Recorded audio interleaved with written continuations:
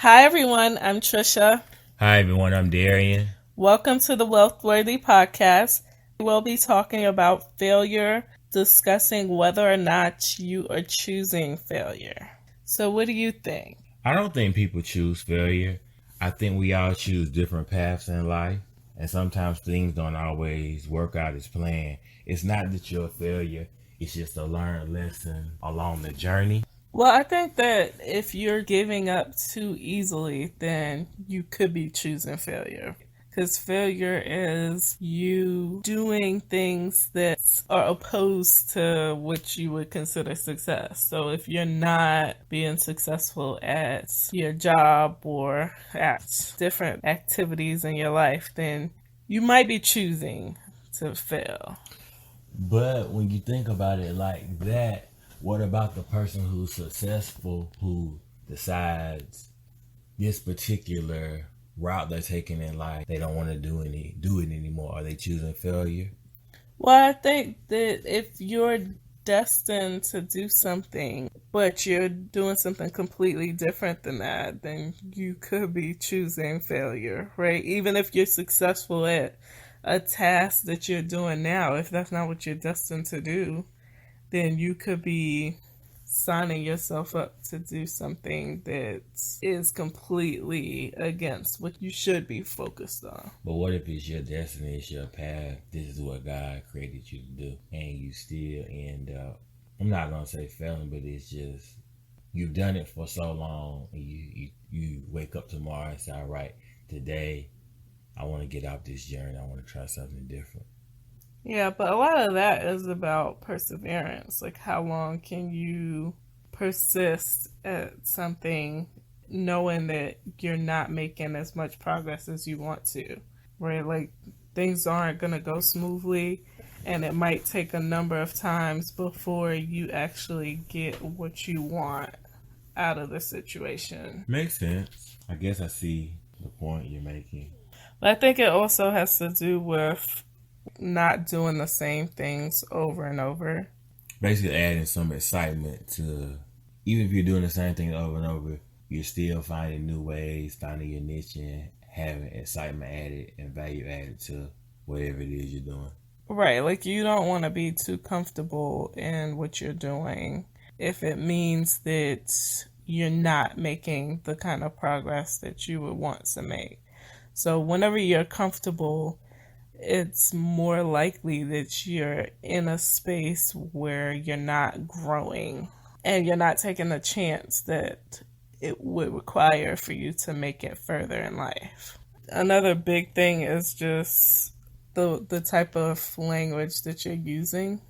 So if you are telling yourself that you're going to be a failure, then it's more likely that you do things that are aligned with that, right? Whereas if you're telling yourself, like, hey, I'm going to be destined for greatness. But yeah, if you're saying, oh yeah, I'll be destined for greatness or be at the top of my game, I'm going to be the best finance professional that you can find. But if you're telling yourself these things and you're able to emphasize that on a regular basis, then it's more likely that that's the course you'll be like stick with it even when it's getting tough or if you're not making any progress. So to me, like not making progress doesn't equal like, oh, you've automatically failed. You might not have accomplished the goal that you set out to, which you might tie to failure, but it's just a stumbling block or a learning curve for you to get to that next point. Yeah, and it also gives you motivation. So as you're progressing on your journey, you know the things not to do, and you try to make better decisions moving forward. Yeah, it helps you to figure out how to move forward in life and what your next step should be. A lot of the reason that people play it safe is the fact that they think about the worst case scenario or there's fear in that whole process. Right. So if you're scared that something isn't going to go as planned, then you're more likely to not do it at all. But when you think about what the worst thing that could happen is, like, what comes to your mind? So, like, if you were trying to, like, right now, get into a new field or get back into a field that you enjoy, what's the worst that could happen? And is that something that would prevent you from taking a leap? When I think about it, you just have to take a chance because it's twofold. You can stay where you're at or you can take the chance to move forward. I think it's just about setting in your mind like, hey, I can pretty much, like you said before, be comfortable here or I can do the necessary things I need to move forward, because the worst thing is to want to do something and then never try to do it. For me, that's the ultimate failure. Even when I think about us, how we started this podcast, we could have just sat on it and been like, oh, we're going to start and never take the chance. We stood the chance, and look, we're at our fourth episode. Yeah, I think that when you talk about regrets, that's another big area that people fall into if you don't take the chance at something that you were interested in. And that's another point where you're going to feel some kind of remorse for not doing something that you could have. But that goes back to you being too comfortable in a certain position. So if you're not looking for the answers or looking for the support team that you might need to get you to that next level, then you're keeping yourself in a space that you might not want to be in. But you should always want to progress. I think about it in years, like when you're first born and you go through your teen years and your adult years. I think every year you should try to progress and want to change something or make some type of progress in whatever it is you're doing. Like, you shouldn't still be doing the same things you were doing 5 years ago, 3 years ago. You should always try to make some type of change. I'm not saying you gotta change everything, but at least be able to knock off some things off your list and make the progression you want to make. But it also takes putting in the work. I mean, I think about it, everyone has things they want to accomplish, but saying it is one thing, but saying it and putting in the effort and kind of moving forward on those things is a whole nother topic. Yeah, I think that when you're growing up, everything is kind of pre-planned, right? So most people will be pushed towards following a straight path. And if you fall off that path, or if you don't do things exactly how it's sought out for you to do, then that's when it starts to be a question of, oh, am I going to be a failure? Right? So if you decide like, hey, you know what, high school, I'm not feeling this, I don't even want to do this anymore, or college, I don't want to do it, then automatically people are like, oh, you're not on this path that was defined. And then you have to do more proving in order to get yourself on the course that you wanted. But I think with the proving side of it, proving it to others is great, but I think you should have to prove it to yourself. No matter the path you take, what's for you in life is for you. I guess I think about it like for the person who loses their job or drops out of high school, or you think about people like Mark Zuckerberg from Facebook. No matter what path he took, he still would have created Facebook. I mean, that was just part of his destiny. And I think when you think about it like that, you can't take that away from people. Regardless of the decision that you make, whatever is set for you to accomplish, I feel like that's what you'll accomplish in life.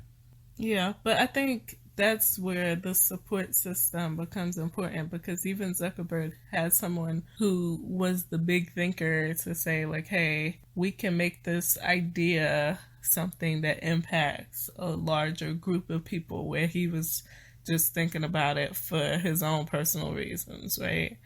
But I think once you have somebody to help broaden your thoughts on things, or like you're able to really put some good thought towards what the potential of what you're doing can be, then it could be something larger than what you think. Yeah, I mean, I get what you're saying. It's basically just being able to look at the big picture and not just looking at the short term. Like, what can I do today? What can I do a year, 5 years, 10 years from now to make this be a success in whatever it is you're doing. Yeah, but I think just talking about a full path is important as well because there's a major piece that comes with that where if you are trying to do something and it's off the scripted path, then it's really difficult to branch out because it pushes you out of your comfort zone. So I think some people do it sooner rather than later, right? Like you have some people who are like, yep, I'm not doing the whole college thing. But then you have other folks where we've gone through the process and then now there's also scripted things that you could be doing in your field. So like I'm in finance and a lot of people go into investment banking or go into corporate finance. And if that's not what you're doing, then it's kind of like people are questioning like is this even your field? Like what are you doing? If it's not banking, it's not corporate, what's happening? And then for you the same deal where it's like okay, if you're not doing specific forms of IT, then it starts to be a question of like, are you failing at your field because you're not doing what's predetermined as a typical entry point? Another important point that I would want to mention is around your friends. A lot of times people hang out with the wrong crowds, and that influences whether or not or how successful they become. Like, aside from just finding a support team, if you're hanging out with a crowd of people who are doing a lot of progressive things, then you're more likely and more energized to do the same kind of progressive activities. But when you're hanging out with people who aren't, their focus is more short sighted, then it becomes difficult to get outside of that bubble because that's not what everyone else is doing. And if you start comparing yourself to those people, then you feel like you're doing great. But if you look at yourself compared to other circles of people, then you realize, dang, I could be doing so much more. Yeah, I had an instructor tell me that he was like, "Show me your friends, and I'll show you your destiny." And I also remember being put like this: a lot of people are just a big old fish in a small pond. So you comparing yourself to people who really aren't doing a lot. Not saying they're not doing anything, but when you look at the bigger scale and look at how things are moving and are being shaped, it's just always constantly moving. So it's good to be able to surround yourself with people that are doing more than you're doing, or at least what you're doing. But I think the hard part with friends is more like if you recognize that you have friends that aren't performing or they're not using their full potential, then, how do you shift gears to find a good group of friends? Or how do you circle yourself with the right people that'll help energize you to do the things that you really want to do? I think it's all about networking, just trying to meet the right people, maybe going to meet up, co-workers, finding a mentor. When I think about friends who aren't specifically doing the things you want to do, you can still be their friend, you can still support them, but it's just all about handling your business first. I guess you could say supporting them from a distance. So it's like, you're my friend, you're not doing the things that I'm doing, but I still support you, meaning I'll call you, text you, check on you. And if our paths align and we're able to connect, good. And if not, your friends can't take it personal because they're still your friends. It's just you have your path that you're on and things you want to get done. And like, those are things that are at the forefront of your life at this point. So you knock those things out and still make time for your friends. Those are valid points where you do need to find a good circle by joining different organizations, looking for not just a professional group, but also informal groups as well, different areas and pockets that allow you to connect with people who are interested in the same things that you're interested in. As adults, it's more difficult to find people outside of those circles you've already gotten used to and been growing with. Like, it becomes more difficult. You have to put in more effort to find these people, but it's well worth it. Really learn from people who are doing things in your specific fields or even in other areas that help you to broaden your thought. Yeah, I think everyone brings something to the table. It may not be exactly what you're used to, but everybody plays a part in shaping and molding you. I think we can all learn something from everyone. It's just about being open. I know, especially for me, when I'm talking to other people, sometimes depending on what we're talking about, I shut it down, but then after listening and having a conversation, it may not be my way, but it's still a way that brings along good values and point that I can use in my journey.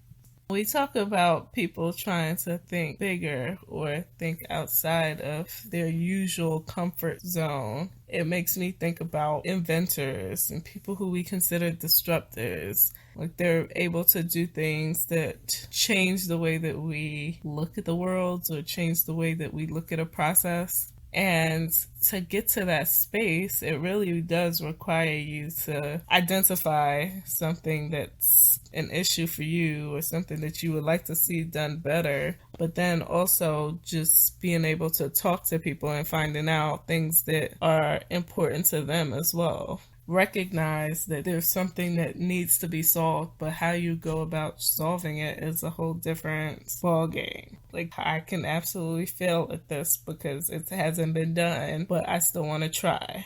I think that's the amazing part about it. Most people that take that chance, you may fail at first, but they have a little bit of the upper hand because their views are a lot broader than most people, so they're able to accept the challenge and take it. And even if they fail, they'll get right back up tomorrow and start over and dust themselves off and whatever mistakes they made. They just try to fine tune the next time and try to find someone who will also believe in them as much as they believe in themselves. You hit the nail on the head with that one when you said believing in yourself. Because if you don't believe it, then trying to create a solution is going to be nearly impossible unless you're looking up on something. Like, there's no way that you'll be able to solve a problem or solve the right problem. It's just like coming up with a business. You know, you have to invest in your business before others invest in it. So it's like, I have ideas, something I want to accomplish and share with the world, but I have to put in resources of my own first before I just can have others just jump on the bandwagon. Because people have to see that you're putting forth that effort, and that as much as you want others to believe in it, you believe in it 10 times more, 100 times more.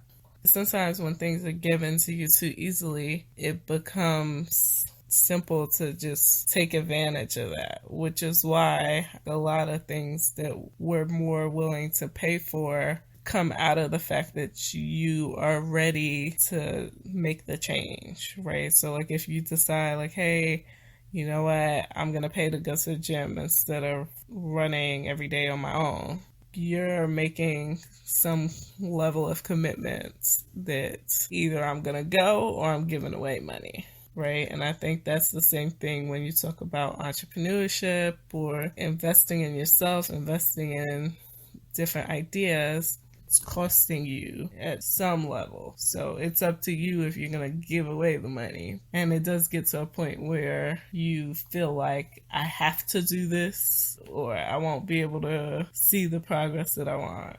I think that's the big picture, seeing the progress. We all want to be able to see progress and know that the efforts we're making are moving us forward in the right direction. You also need to be your own advocate. So you need to fight for the things that you want. And that's something that you can't waver on, right? Like, if you believe in something, you can't just decide that you're absolutely going to just follow someone else's idea of what you should be doing, because following someone else's dream could be leading you to failure as well. You really have to know what you consider success and be able to use that to get to the point that you want to be. And be firm in your beliefs and your thoughts. That's a thing that people struggle with. You may have certain things you want to accomplish and do, but as soon as the opportunity comes or it's not packaged the way you want it to be packaged, wait for the next opportunity. Still put in the effort and put in the work to progress and perfect your craft, but just being able to be molded in your beliefs. So, doing the work is also something that's a big piece of what success and failure have to deal with. If you're not doing the work, then it becomes a challenge for you to see any progress at all. It becomes hard for other people to see your potential. And just because people aren't seeing your potential doesn't mean that you can't make it far, but if you are doing the work, then it's easier for people to see, like, oh, they want to be a lawyer and they've already started going to law school. It's easy for somebody to see you as a lawyer. But then if you're like, hey, I am going to be a top litigator, then you have to take certain steps to be a top litigator, and that becomes harder for people to see. So the bigger your stretch goal is, the harder it is for people to see the direction you're going in. But the only way that it becomes a reality is if you're putting in the work. If you take an exam and it's a failure the first time, that doesn't mean that you're a failure. That means that you go back to the drawing board and figure out what areas am I not as strong in, how can I strengthen that, and come back and do it again. Just continue working at your craft so that you're able to take it as far as you want to go. Failure is a normal course of our livelihoods. We just need to become more used to how to deal with that information. If someone's telling you that you are failing at something, or if you are not performing as well as you'd like, channel that energy to help you come back stronger. I think when we think about some of the people who've made huge impacts on processes and inventions that we're really used to now, it's taken them a long time and numbers of iterations to get where they are now. So like for Dyson, when you think about the bagless vacuum cleaner, that's so normal to us now, but that invention took a number of different iterations. And when you think about it like that, a lot of what we're doing, if we only tried it once or twice, we might not be in the game long enough to recognize the kind of success that we want. So just think about persevering and being really persistent about what it is that you want and how to go about it. That's everything for today.